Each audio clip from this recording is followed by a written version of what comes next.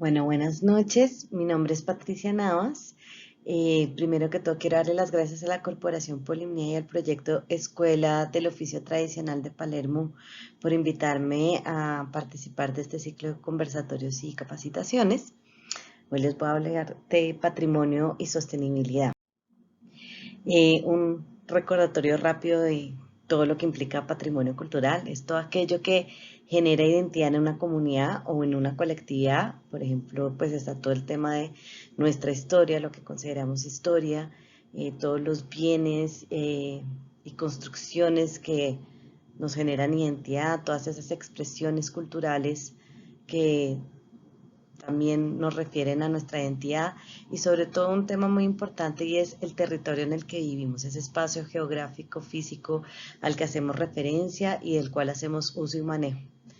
Y también pues todo aquello que hacemos para representarnos y que sea parte nuestro. Hoy venimos a hablar específicamente de los saberes y las técnicas artesanales. Es muy importante comprender que no es solamente, cuando hablamos de saberes de las técnicas artesanales, no es solamente sobre el producto, sino es sobre toda esa cadena de producción. Y por ello, lo más importante que se debe hacer cuando se habla de patrimonio de los saberes y las técnicas artesanales es identificar a aquellos sabedores de los oficios, aquellos sabedores que están desde el principio de la cadena. ¿Quiénes son los que conocen dónde está la materia prima, cómo se encuentra, en dónde se encuentra, cuánta hay, cómo la recogen, cómo la cortan, cuándo la cortan? Es importantísimo conocerlo. Luego también están aquellos sabedores que hacen parte de la transformación de esa materia prima. La materia prima usualmente tiene un proceso de transformación antes de convertirla en un producto. Entonces, en el caso, por ejemplo, del sombrero de pino, pues es cómo esa caña brava se transforma, se seca para que se pueda tejer, o cómo esa arcilla se mezcla con con algunas arenas y algunas cosas para que esté más dura y sea pues posible utilizarla. Entonces eso también hay unos sabedores que no necesariamente son los mismos que recolectan la materia prima o los que hacen el producto. Luego están los sabedores del producto, que son aquellas personas que tienen el conocimiento de cómo utilizar esa materia ya transformada y convertirla en un producto final. Y por supuesto están los sabedores de lo que yo llamo el uso. ¿Por qué el uso? Porque no necesariamente el producto final es un producto que se lleva a comercializar, necesariamente. También en el caso, por ejemplo, del sombrero, pues el producto final puede ser utilizado en una fiesta, en una ceremonia, en un ritual. Y entonces el producto seguramente tiene un fin diferente cuando lo tejo para simplemente venderlo o cuando lo tejo para una fiesta. Seguramente tiene un tejido diferente, seguramente tiene unos símbolos diferentes y todo eso hay que identificarlo. Pero sobre todo cada uno de los sabedores que están en toda esa materia, en toda esa cadena, es súper importante. Una de las cosas que buscamos cuando trabajamos en temas de patrimonio es la apropiación de la colectividad o de la comunidad que está detrás de ese saber, justamente de ese patrimonio. Aquí hay algo importante y es que pues ya tenemos identificados los sabedores, ellos tienen su conocimiento, pero también seguro hay unas nuevas generaciones que tienen un interés en conocer cómo se hace o se producen estos productos artesanales. Y lo que es importante aquí es que haya una transmisión de conocimiento de esos sabedores a las nuevas generaciones, pero también que esas nuevas generaciones tengan un interés. Ese interés de aprender, de conocer, probablemente en el futuro de hacer algunas innovaciones, pero si ellos entienden el por qué esos sabedores hacen su trabajo, cómo lo hacen, de dónde adquieren ellos esa tradición, pues seguramente las nuevas generaciones van a tener un sentimiento de pertenencia y de orgullo sobre ese saber que va a llevar a que esa apropiación del patrimonio pues sea efectiva y lleve a un bienestar colectivo. Es importante también trabajar en fortalecer el saber hacer. Y vuelvo y digo el saber hacer desde quien va y recoge la materia prima hasta después del producto esa persona. Ya tenemos entonces unos sabedores identificados, pero hay que identificar toda la cadena, hay que hacer un diagnóstico, preguntarse, bueno, ¿y cómo está todo? ¿Cómo está mi materia prima? ¿Hay suficiente caña brava en el territorio? Si no la hay, ¿qué hay que hacer? ¿Será que es que la traigo a veces de otros lugares? ¿No? Hay que hacer un diagnóstico absolutamente completo sobre el tema, que además también nos lleva a preguntarnos sobre los riesgos que tiene este saber hacer en los temas artesanales. ¿Eso para qué? Eso para generar un plan estratégico de sostenibilidad de ese patrimonio, del cual ahorita voy a hablar. Y con ese plan, pues podemos hacer alguna gestión sobre ese patrimonio que va a depender de muchas cosas. Vamos a poder tomar decisiones de qué queremos hacer con ese patrimonio. Entonces, esa estrategia de sostenibilidad debe tener siempre en cuenta, y lo más importante es tener como centro la colectividad y la comunidad. Una vez identificado los sabedores y toda la cadena de producción y todos esos saberes, podemos buscar entender cómo a cada uno de esos ejes, al ambiental, al cultural y al social, vamos mirando que las acciones que vamos a tener en cuenta no las afecten. Entonces, si yo tengo claro cuánta es mi materia prima, dónde está en el territorio, quiénes la recogen, voy a poder hacer un manejo ambientalmente sostenible de esa materia prima. Si yo tengo en cuenta a todos los sabedores de esa cadena de producción de manera participativa, vemos cómo todo el mundo trabaja en la cadena artesanal, pues y también tengo en cuenta esa transmisión de saberes entre los mayores o los sabedores y las nuevas generaciones, voy a revitalizar el eje cultural. Pero asimismo es importante el eje social, porque toda esa cadena de producción requiere un relacionamiento social entre unos y otros. Por ejemplo, entre el que hace el producto y el que consigue la materia prima.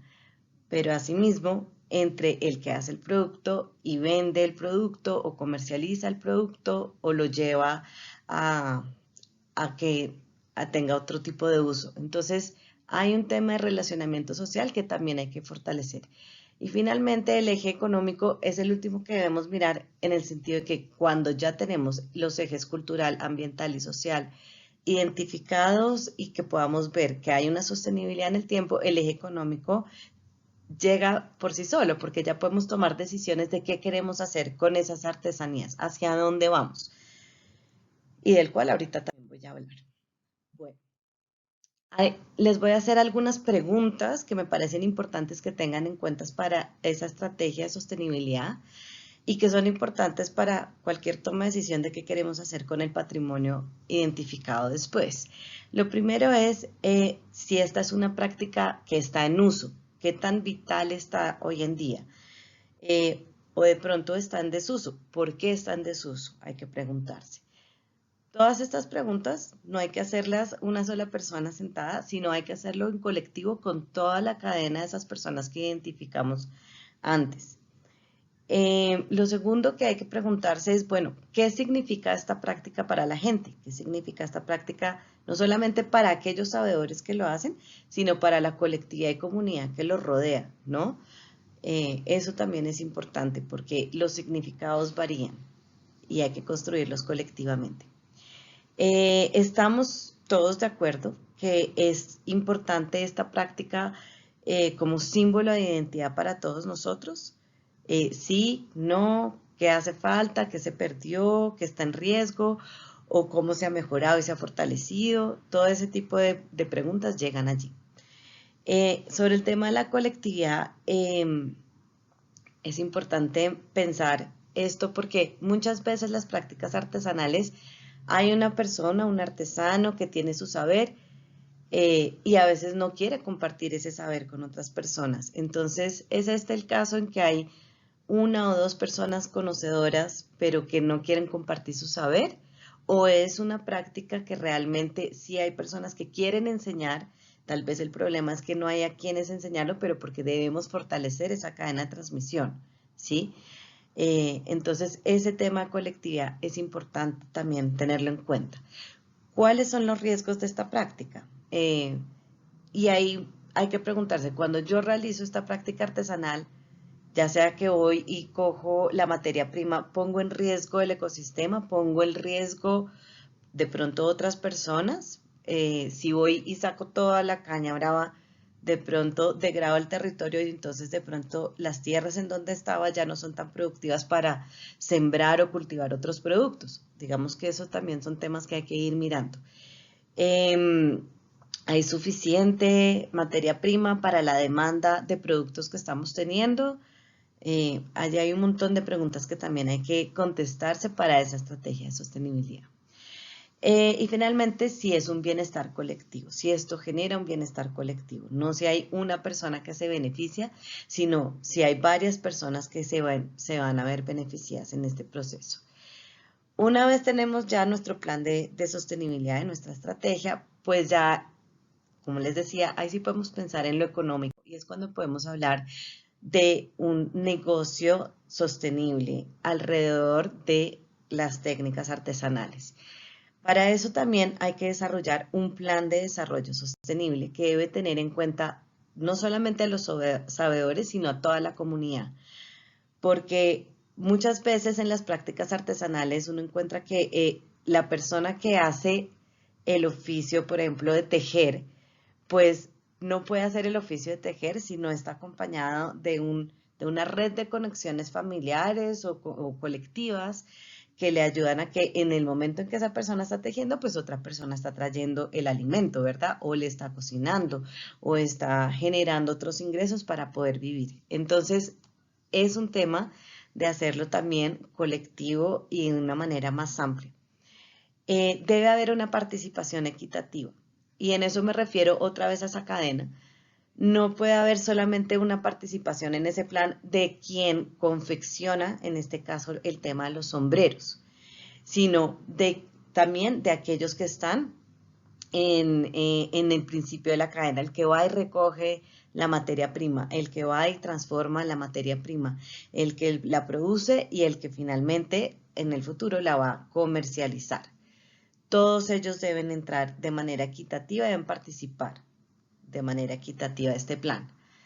Debe haber un plan de producción muy claro que vaya de acuerdo con los tiempos de producción de la materia prima o de recoger la materia prima. Me voy a ir un poco al tema de pronto de la cerámica que también están trabajando. En ese sentido, pues yo no puedo ir a sacar arcilla todos los días al mismo lugar porque entonces en el momento voy a desgastar el lugar donde estoy sacando la arcilla y ya no va a haber más. Entonces ese plan de producción debe tener en cuenta a todo el mundo. Debe haber unos acuerdos de trabajo. Esos acuerdos de trabajo son fundamentales porque cuando uno se mete en un plan de negocio porque va a comercializar, no quiere decir que entonces las personas que se dedican a hacer el producto, pues tienen que dedicarse ahora todo el día a hacer el producto. Ellos seguramente tienen otras necesidades diarias, salir a cultivar, a ordeñar la vaca, a vender sus productos agrícolas. Entonces hay que tener unos acuerdos de cuándo vamos a trabajar, qué tanto vamos a producir, que no desgastemos el territorio y eso debe estar claro. Y debe haber unos responsables. ¿Y por qué hablo de responsables? Porque todo plan de negocio sostenible debe tener una organización, una organizatividad detrás que lo sustente y que lo mantenga. Pero esto no quiere decir que esos responsables son como los dueños, no. Quiere decir que estos responsables van a mirar que esos acuerdos de trabajo se cumplan. Y también que el siguiente paso, que son los acuerdos de salvaguardia del patrimonio, se cumplan.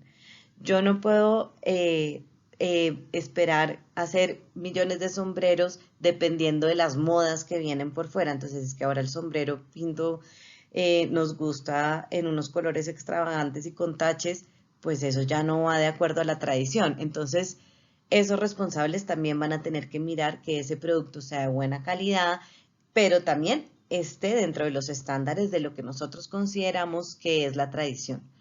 y debe haber un tema de beneficio colectivo y equitativo para todos. No solamente la persona que vende finalmente el producto es la que debe ganar, debe también tenerse en cuenta que todas las personas que trabajan en la cadena deben recibir también una remuneración equitativa para que todos estemos allí representados, pero sobre todo por algo importante, y es porque una artesanía, su valor agregado es entender toda esa cadena de productividad. Es ahí donde está el valor, es ahí en el saber hacer de todo eso, es donde está el valor. Y eso hay que reconocerlo. En la anterior les estaba mostrando unas mochilas Wayuu y les quiero hablar ahora un poco de los riesgos asociados a cuando uno no tiene un plan de negocios que vaya de acuerdo a lo que son los temas patrimoniales. Las mochilas Wayuu, como ustedes saben, pues son del pueblo Wayuu y los representan a ellos en muchas cosas, son de uso diario y cotidiano para ellos, y sobre todo su pensamiento y su cosmovisión está plasmada en cada una de esas mochilas. Aquí lo que ha pasado es que se han metido muchas personas a buscar vender rápidamente la mochila, y hay unos intermediarios que cogen esas mochilas como colores neutros y básicos y las revenden para que otras personas les hagan alteraciones. Entonces aquí tenemos los ejemplos de dos mochilas que claramente pues las confeccionaron en territorio Wayuu, pero no son Wayuu, no tienen su simbología y todo su conocimiento y todo su saber expresado en el tejido, y ya fueron pues alteradas por otras personas para venderlas seguramente el triple de caro que podría uno conseguir una mochila Wayuu, porque les parece que al alterarlo se ven más bonitas y hay un comprador para eso. Entonces, en esto de los riesgos hay que tener en cuenta que cuando uno quiere comercializar un producto, estos temas son importantes. Puede haber una pérdida del saber hacer y de la tradición. Puede haber una degradación de los ecosistemas porque al querer vender más, no tenemos en cuenta la capacidad del territorio para generar el recurso y la materia prima. Puede generar conflictos en la comunidad o en la colectividad. Seguramente, si no se tiene un plan que beneficie a todos equitativamente, hay ganancias desiguales que generará conflictos también en la comunidad. Puede haber una tercerización en las ventas que usualmente está ligada a la llegada de intermediarios que vienen y compran a muy bajo precio y luego venden a muy alto precio. Y seguramente hay una innovación con el respeto sobre ese saber artesanal y sobre ese producto que es propio de una colectividad. Puede haber copias ilegítimas de los productos y sobre todo una volatilidad de precios que ya es difícil de manejar. En ese sentido, como último y para terminar, les quería poner este ejemplo del sombrero volteado. Como ustedes saben, el sombrero volteado es propio de del pueblo zenú en el Caribe. Y se trabajaba con tintes naturales, justamente lo traje porque también es, pues la caña flecha es una caña brava, y era con tintes naturales, pero ahora, dado que no hubo un manejo adecuado, un plan de negocio sostenible que protegiera el saber tradicional y el patrimonio, pues tenemos desde réplicas que hacen, como aquí les pongo, sombreros volteados en cartón, chinos que se venden a 1.000 pesos, como también hay otros que han ido haciendo adecuaciones y cambios, innovaciones en el producto, tercerización, bueno, ha habido de todo. Entonces, esto es simplemente para llamar la atención de que todo plan de negocios y futura comercialización debe pasar primero por un fortalecimiento del patrimonio, una apropiación del saber, del qué hacer, tener una estrategia de sostenibilidad para salvaguardar ese patrimonio y luego sí un plan de negocio para su desarrollo sostenible. Pues no siendo más, les doy otra vez las gracias y me despido. Que estén muy bien. Gracias. La cultura es de todos. Ministerio de Cultura.